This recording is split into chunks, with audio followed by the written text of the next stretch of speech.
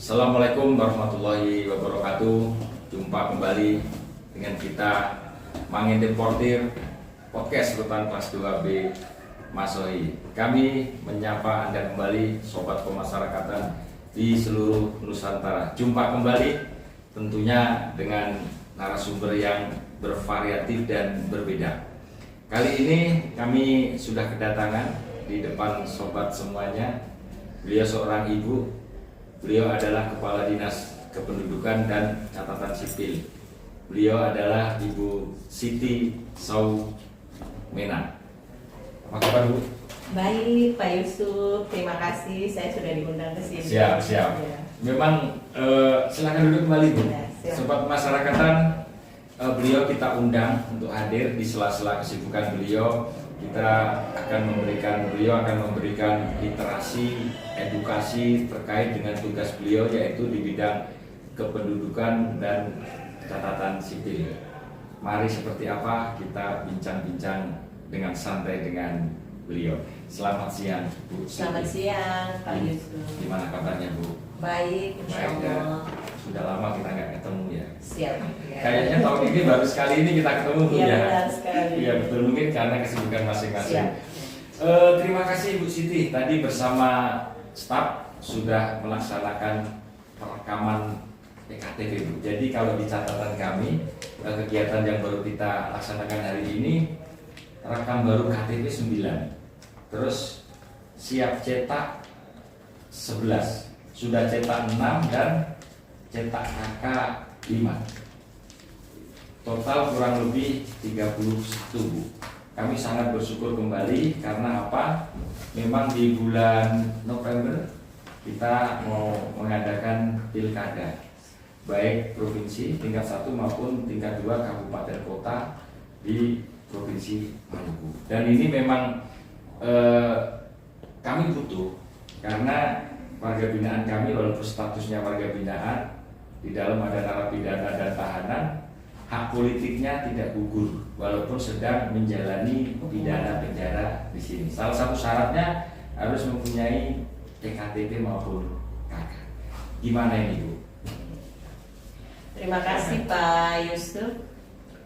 Seingat saya ya, ini kehadiran kita ketiga kali. Ketiga kali ya? Ketiga kali untuk pelayanan administrasi kependudukan.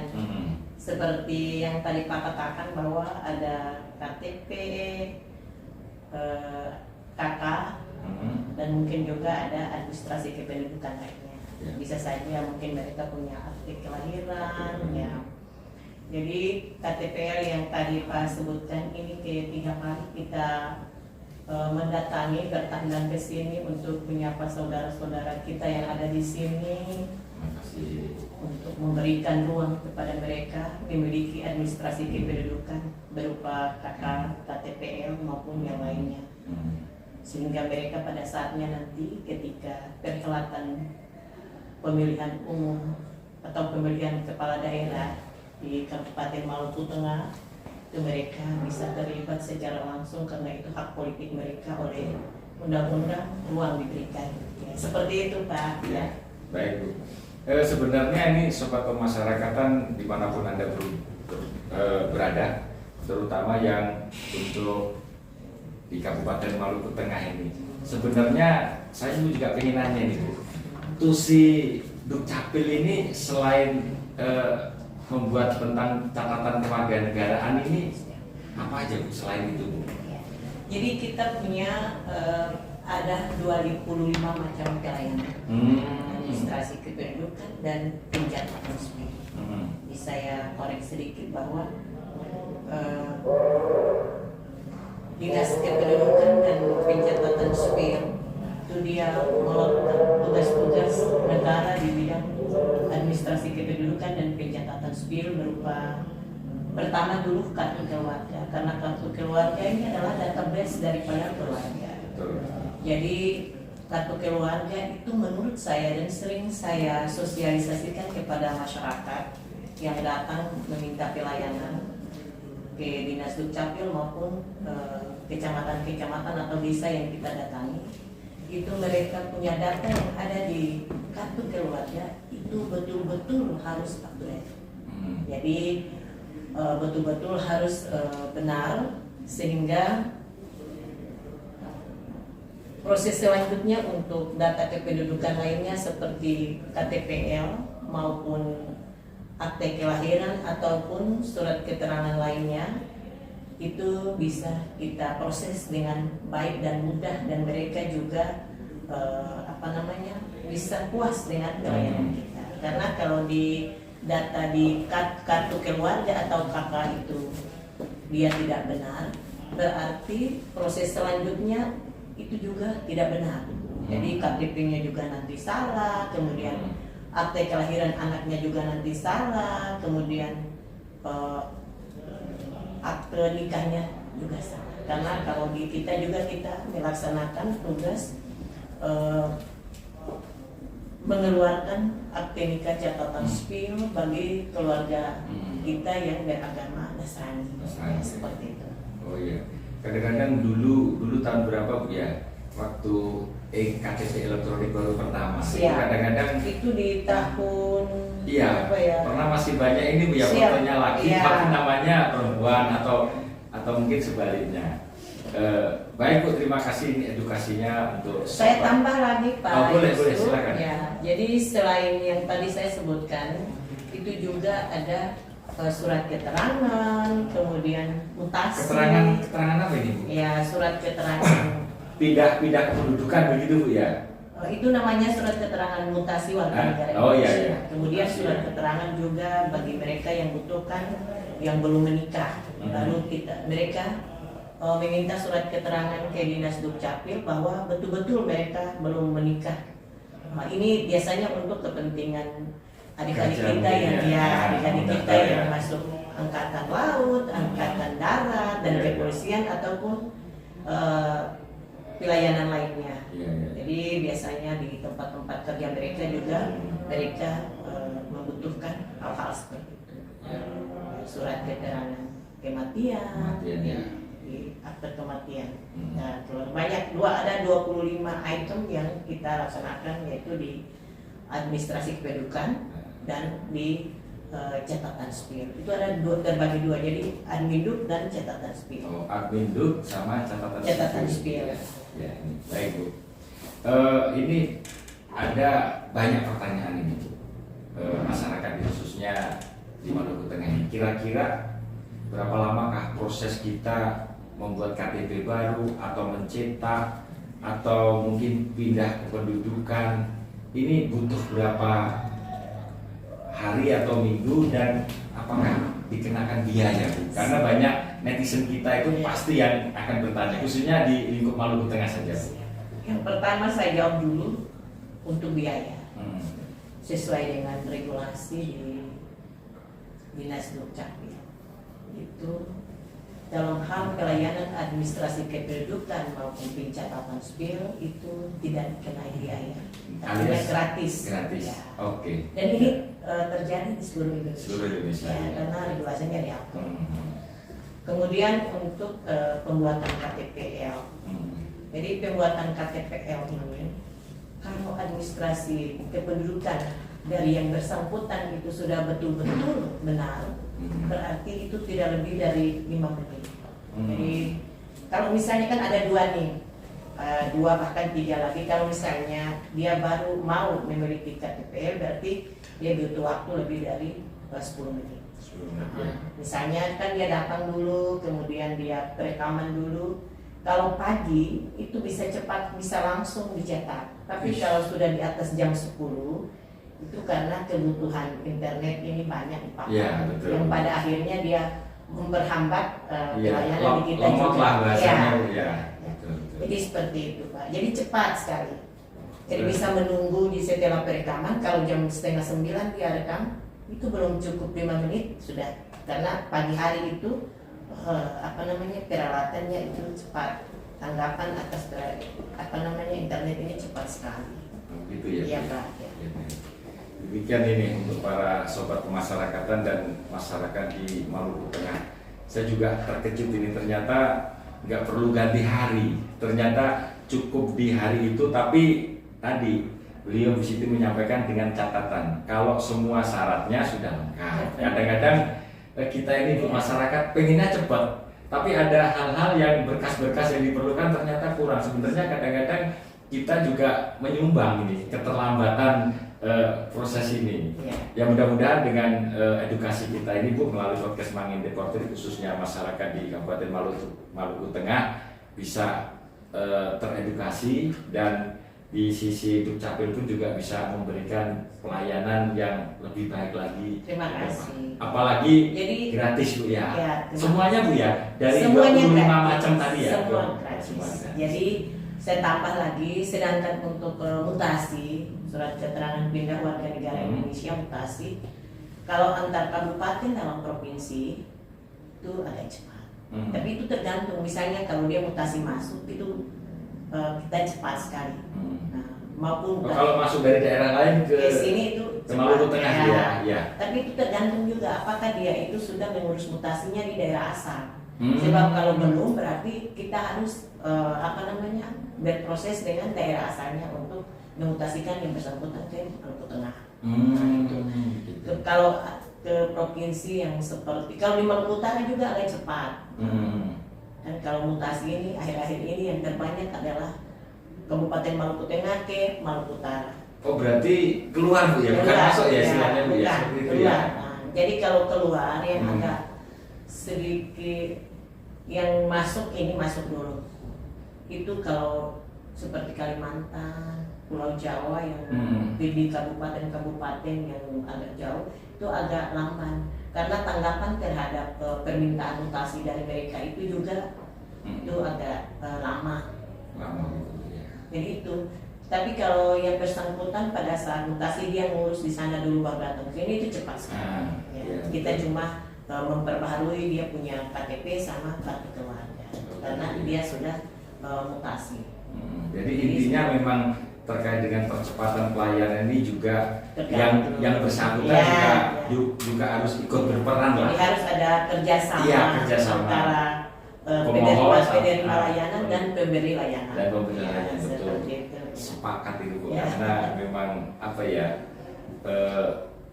NIK NIK ini rencananya kan pemerintah kita mau jadikan satu identitas, jadi KTP untuk semuanya, dan ini penting.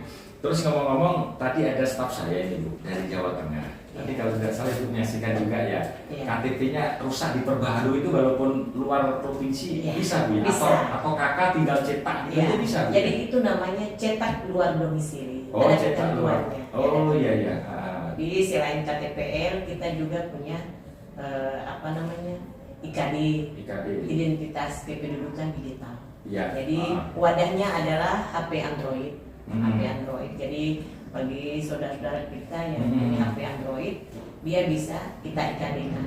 IKD ini banyak peluangnya, peluang mempermudahnya banyak sekali. Jadi semua data itu sudah ada di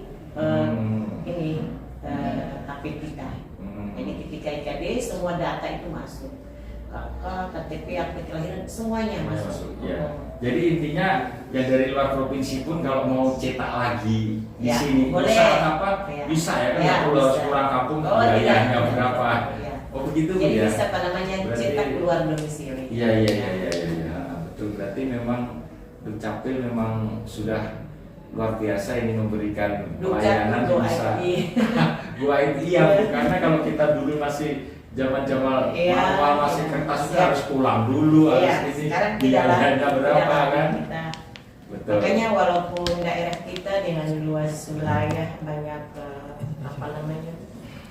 lautnya, jadi banyak terkendala karena misalnya mau ke Maluku Tengah atau ke Masongi itu ada musim ombak atau ini, tapi bisa kita jawab dengan cukup dia WA saja datanya. Jadi kalau misalnya mereka ke kantor, lalu data yang kita butuhkan sebagai persyaratan kelengkapan belum juga dia tidak membawa, dia bisa telepon ke keluarganya untuk mengirim lewat WA. Oh, cukup dengan WA. Jadi begitu dengan perkembangan teknologi begitu cepat. Semuanya bisa kita layani dengan baik.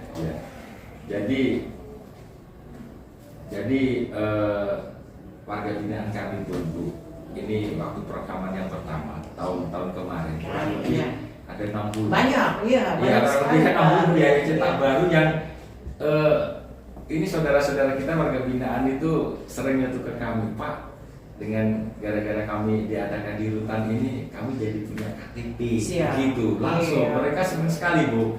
Mungkin kalau di tempatnya karena banyak di RT-nya atau mungkin di kampungnya kan banyak sekali orang, mungkin pelayanan juga perlu sebagian-sebagian semuanya kelar. Kalau di sini kan tidak terlalu banyak dan orangnya juga kumpul di sini.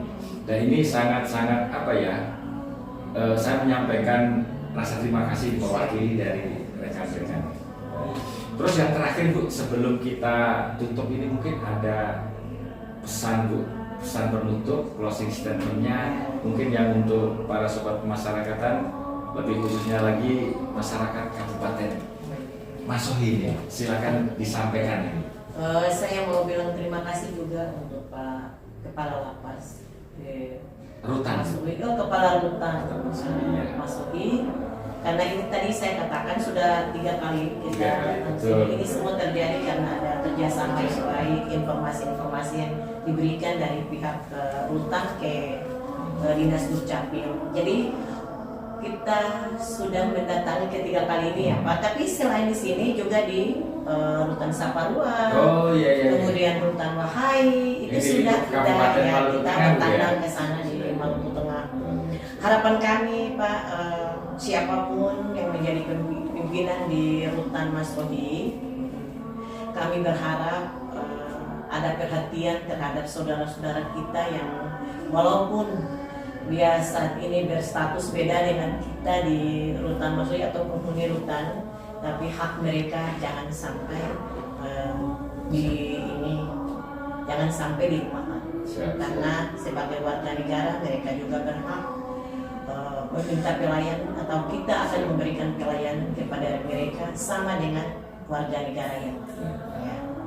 Kami kira seperti itu. Lalu untuk saudara-saudara kita yang di luar sana yang belum memiliki administrasi kependudukan, apakah itu KK atau KTPL atau akte kelahiran anak ataupun akte nikah, akte kematian yang belum sempat diurus, kami mengundang dengan senang hati untuk mendatangi Dinas Dukcapil atau di kecamatan-kecamatan yang sudah boleh melayani masyarakat Maluku Tengah supaya bisa mendatangi kami, dan kami sekali lagi mau mengatakan bahwa semua pengurusan di Dinas Dukcapil adalah gratis, tidak memungut biaya sepeser pun.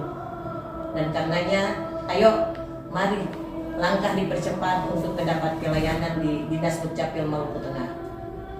Kami kira seperti itu Pak Yusuf. Terima kasih. Tanpa perlu calo-calo lagi Bu ya, Ya. langsung hadir. Jadi terakhir ini sejak saya ada di sana 1 tahun terakhir ini, hampir 2 tahun, itu saya selalu saat ini saya sudah memasang CCTV. Jadi mereka-mereka yang tidak punya keperluan dengan administrasi kependudukan yang tiap saat saya lihat berlalu lalang di depan kantor, saya mendatangi mereka. Saya tanyakan, kok kayaknya udah berapa kali kamu datang ke sini ya? Ngurus apa? Oh, awas ya kalau kamu calo. Yang pada akhirnya mereka sudah tidak datang lagi. Saya bilang, oh berarti betul dia calo. Jadi saya tandai mereka. Mereka kalau datang, kemarin datang, hari ini datang, besok datang lagi, lusa datang lagi. Oh, saya langsung datangi dia. Jadi karena saya pantau dari CCTV di ruangan, saya datang. Dan memang itu terjadi seperti itu Pak. Sebelum saya ke sini itu saya ke Dinas Dukcapil, itu terjadi seperti itu. Ada calo yang berupaya untuk menarik keuntungan dari saudara-saudara kita yang masih lugu atau malas, karena mungkin dulu itu banyak antriannya. Padahal sekarang sudah antriannya saya pastikan bahwa tidak lebih dari 20 menit. Sepanjang kalau alat kita itu tidak ada masalah. Barang biasanya itu ada perubahan sistem, ada dari pusat, ada yang perlu diperbaiki. Dia berpengaruh terhadap pelayanan administrasi kependudukan, bukan saja di Maluku Tengah tapi di seluruh Indonesia. Tapi itu tidak lebih dari 10 menit, 20 menit, tidak lebih. Tapi itu juga kadang bisa 1 tahun, bisa hanya 2-3 kali terjadi seperti itu. Baik. Kalau boleh saya menyimpulkan ini Bu, tadi Ibu disampaikan kami jangan sampai melupakan hak-hak para warga binaan, Terutama di bidang administrasi kependudukan dan pencatatan iya, sipil. iya. Dan yang lainnya Bu, ini kami tidak akan bisa memberikan pelayanan maksimal tanpa dukungan dan bantuan dari OPD Kabupaten Maluku Tengah. Siap. Dan syukur alhamdulillah, ini terima kasih ini saya sampaikan pada kesempatan ini kepada OPD di Kabupaten Maluku Tengah yang sangat-sangat mensupport kami Bu. Salah satunya dari Dukcapil ini, sehingga pelayanan terkait pendudukan, kesehatan, pengamanan dan segala macamnya yang kami butuh disupport. Terima kasih kepada Pak PJ Bupati Maluku Tengah yang selalu aware ke kami, karena kami kemarin menyampaikan kepada beliau Bu, kepada Pak pejabat bahwa hampir 80% warga binaan kami ini domisilinya di Maluku Tengah. Nah, sementara pembinaannya di kami, dan kami pun kan punya bapak ini, Pak pejabat ini, makanya harus kalau beliau tidak bantu kami pun juga nggak bisa, karena anggaran kami terbatas, terus SDM kami juga terbatas. Tapi syukur alhamdulillah, saya hampir 2 tahun di Rutan Maso ini sangat merasakan Bu, dari semua ini memang benar-benar saya turut bangga juga menjadi kepala di sini. Terima kasih Pak. Di Kongres. Ya, beliau dengan kita juga demikian. Kalau dananya kurang berarti langkah kita juga terbatas. Iya, Tapi betul. alhamdulillah walaupun dengan kondisi yang tidak terlalu baik untuk masalah keuangan Maluku Tengah, tapi beliau dengan kebijakan-kebijakan yang begitu strategis bisa Betul Bu, memberi ruang. Saya pun instansi vertikal sangat merasakan dukungan dari semua OPD Bu. Beliau luar biasa. Begitu. Beliau luar biasa. Terus yang kedua, kalau boleh saya menyimpulkan, ini untuk sobat pemasyarakatan dan warga masyarakat Maluku Tengah, tadi sudah disampaikan bahwa pembuatan administrasi kependudukan dan catatan sipil pertama hanya hitungan menit, paling lama jam. Yang kedua, tidak ada calo. Ini diingetin, ada calo, jangan males-males, karena bayar sekarang cepat. Terus yang ketiga, tidak dipungut biaya terkait dengan gratis. Kalau ada yang ngomong, pasti itu dipastikan dari calo, bukan dari Bu Siti dan jajarannya. Jadi Pak Yusuf, saya mau tambahkan juga bahwa 6 bulan terakhir ini kami tiap hari itu di ruang-ruang pelayanan di Dinas Dukcapil itu kita memberikan sosialisasi. Kita memberikan edukasi kepada para penerima layanan yang adalah warga masyarakat Maluku Tengah untuk kalau boleh dan harus mendatangi sendiri, jangan diwakilkan, karena kita juga keberatan dengan mereka yang mengatasnamakan orang lain dalam hal pelayanan. Jadi karena tadi kita takutkan ini calo. Betul. Iya.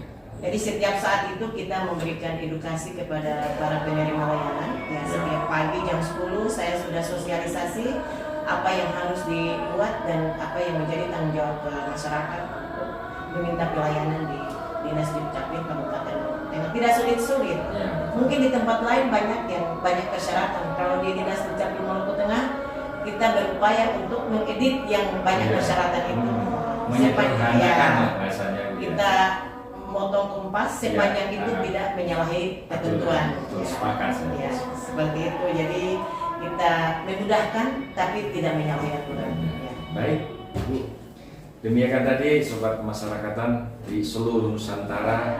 Mudah-mudahan obrolan kita hari ini menambah wawasan, dan kita memang tujuan podcast ini adalah mengedukasi sobat kemasyarakatan semuanya, dan khususnya warga masyarakat Maluku Tengah. Sampai jumpa kembali dengan kami Mangin Reporter podcast Rutan Pas 2B Masoi. Sampai ketemu di episode selanjutnya. Salam pembaruan, salam integritas.